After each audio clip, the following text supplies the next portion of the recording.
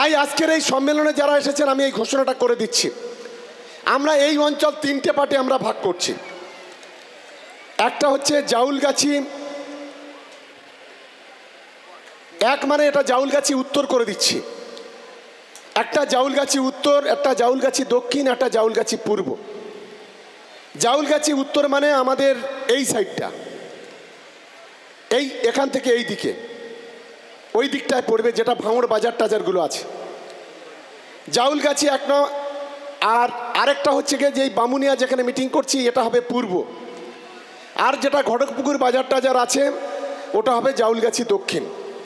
একটা উত্তর, একটা পূর্ব, একটা দক্ষিণ।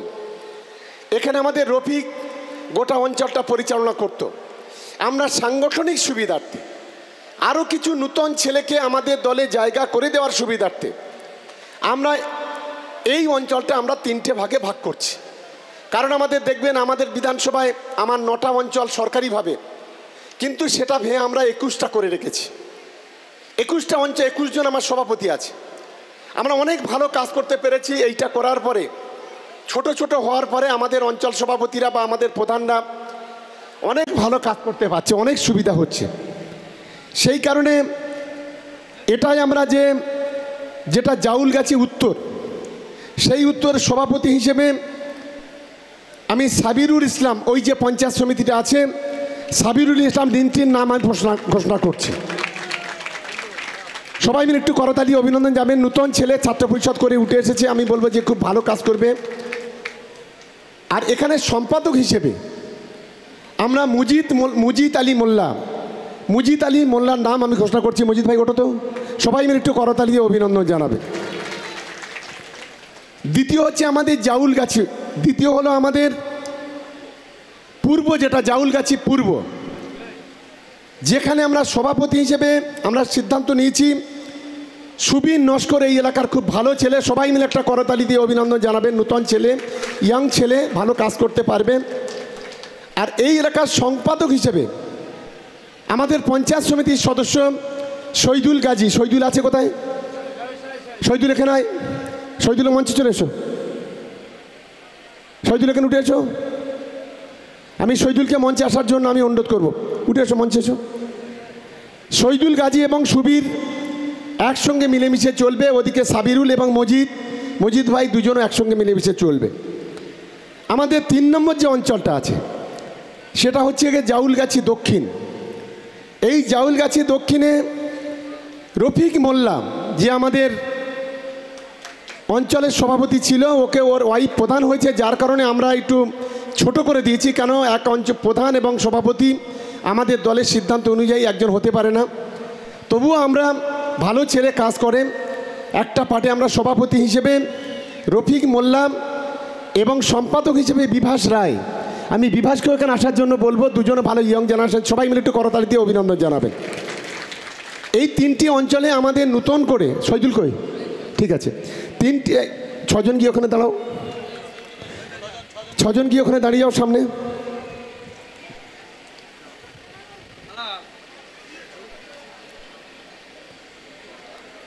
এই 6জনকে আমরা এই অঞ্চলের সভাপতি এবং সম্পাদক হিসেবে দায়িত্ব দিচ্ছি। এরা নিজেরা যে অঞ্চল কমিটি আছে সেই অঞ্চল কমিটি যেমন থাকবে, তার সঙ্গে আরও কিছু কর্মীদের যুক্ত করে যারা অ্যাক্টিভ ওয়ার্কার, বিশেষ করে ইয়ং জেনারেশনের মধ্যে যারা আছেন, যুব সমাজের মধ্যে যারা আছেন, তাদেরকে সঙ্গে নিয়ে আমাদের এই অঞ্চলের সাংগঠনিক শক্তিকে শ্রীবৃদ্ধি করতে হবে।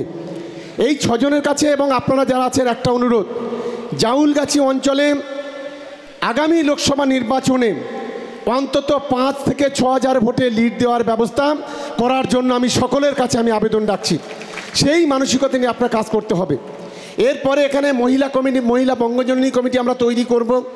তৃণমূল যুব কংগ্রেসের একটা অঞ্চলবাসী কমিটি থাকবে। আমাদের বিভিন্ন শাখা সংগঠনগুলো আমরা প্রত্যেকটা কমিটি তৈরি করব। আমরা সকলকে সম্মান দিয়ে, ইজ্জত দিয়ে, ভালোবেসে, সবার মর্যাদা দিয়ে আমরা দলটাকে করতে চাই।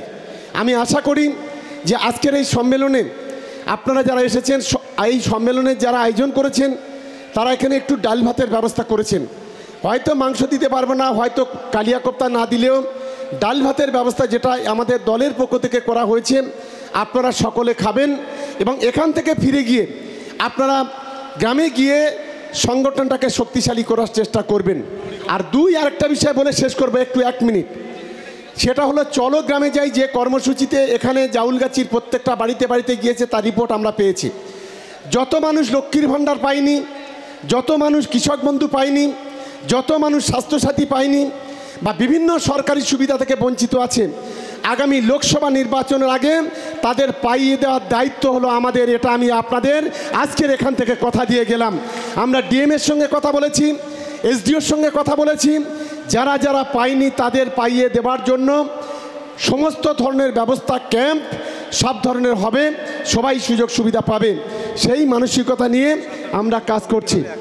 আর আগামী 1 সপ্তাহের মধ্যে আমি সমস্ত বুথ সভাপতির এখানে আছে, নূতন করে বুথ কমিটিগুলো তৈরি হবে এবং অঞ্চল কমিটি তৈরি হবে। 1 সপ্তাহের মধ্যে আমার কাছে আমি জমা দেওয়ার কথা বলে দিচ্ছি। সবাই ভালো থাকবেন, সবাই সুস্থ থাকবেন, সকলের সুস্থতা কামনা করে আমার বক্তব্য আমি শেষ করছি। একটু সবাই দাঁড়াবেন, আমরা জাতীয় সঙ্গীত দিয়ে শেষ করব।